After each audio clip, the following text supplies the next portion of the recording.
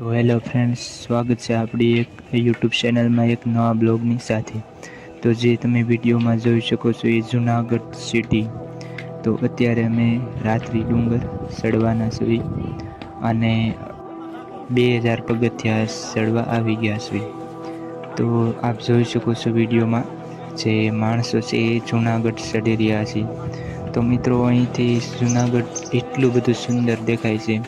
જે જગ અમારે ઉઠ્યું છે, જ્યાં જુઓ તો લાઇટ જ તમને દેખાશે. એટલા માટે હું વારંવાર વિડીયોમાં તમને બતાવ્યા કરીશ.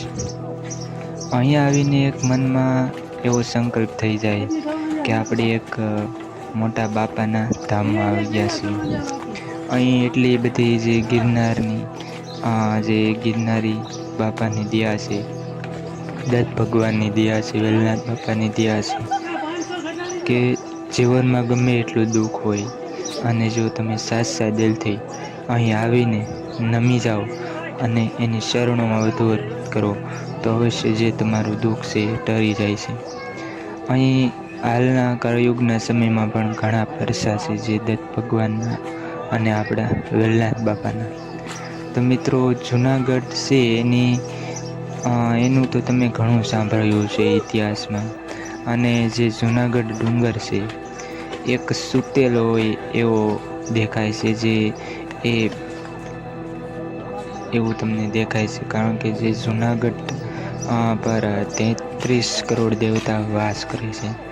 જો તમે જુનાગઢ ડુંગરને સરખેથી જોશો તો એક ડુંગર છે સૂતેલા આકારમાં તમને દેખાશે.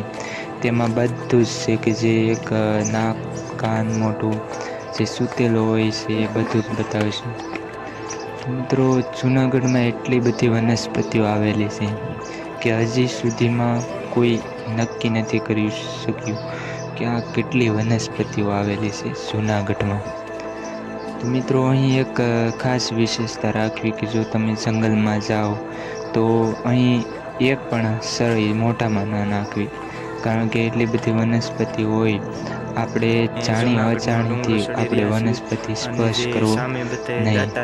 અહીં એક બનાવ બની ગયો છે કે એક ભાઈ દાંતણ કરતા હતા. તે મોઢામાં એમને સવારમાં ઊભા થયા અને એને એમ હતું કે આ જે વનસ્પતિ એ કંઈ ખબર નથી કે આ શું છે.